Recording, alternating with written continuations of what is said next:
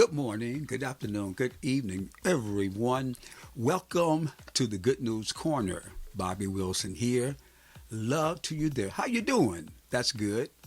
If you are experiencing a season of pain and suffering, and we all experience those seasons, don't we?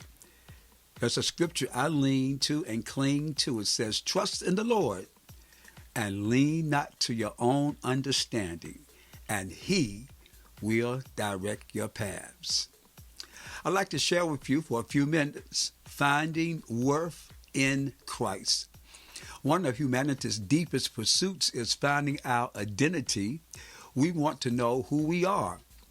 It's often tempting to seek definition and significance in a world that offers a myriad of labels. But when we chase validation in temporary sources, hoping they'll define us, we only find fleeting satisfaction. In 2 Corinthians 5:21, Paul describes an eternal identity gifted to us by Christ. For our sake, he made him to be sin who knew no sin, so that in him we might become the righteousness of God. Jesus took on the weight of all sin, absorbing its penalty without ever sinning himself. He did this so that we might be reconciled to God with a new identity defined by Christ's righteousness, not our own, and not from this world.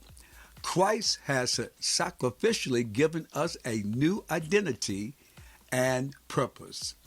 Our yearning for identity can only find its fulfillment in Christ. We are recipients of his righteousness, and in him our identity is forever secure. Consider today how this truth shapes your sense of worth.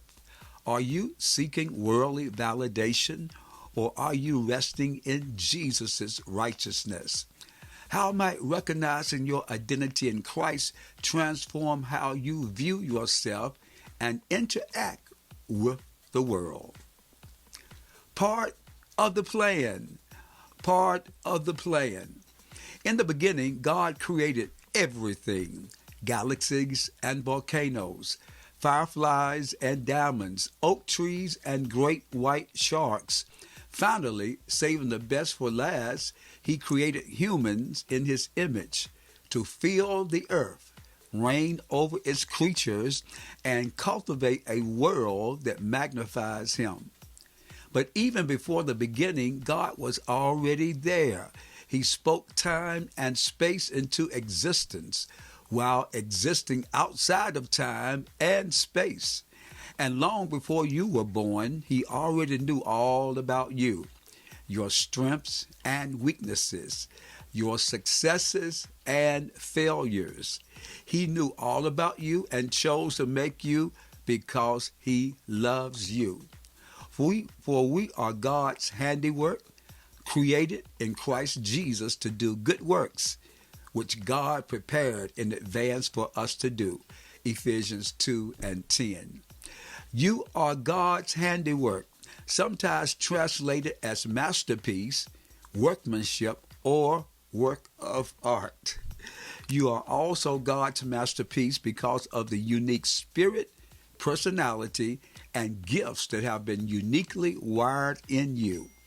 Because we know that God is more brilliant than we could ever imagine, and because he loves us more than we could dare to hope, and because we know he writes great stories, we can trust what he has planned from beginning to end. And his plan includes you. Yes, you.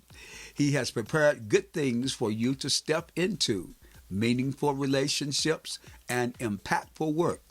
He is continually putting people and opportunities in your path. Yeah, think about that. As well as working inside of you, giving you the desire and power to do what pleases him.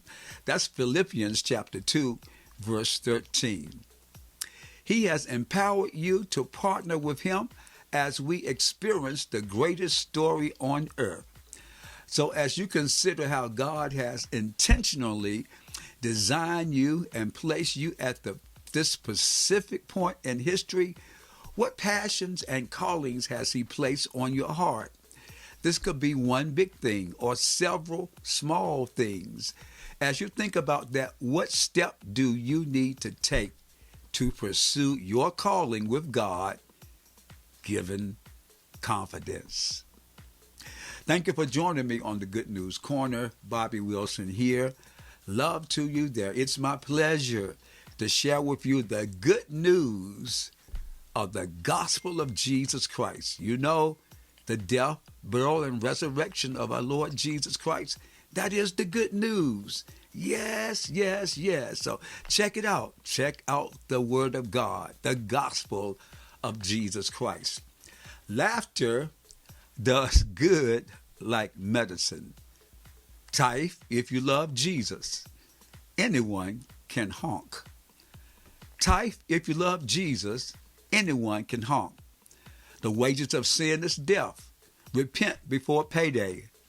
Worry is interest paid on trouble before its due date. You can give without loving, but you can't love without giving. Once again, I thank you for joining me on the Good News Corner. The Lord bless you and keep you. The Lord make his face shine upon you and be gracious to you. The Lord lift up his countenance upon you and give you peace.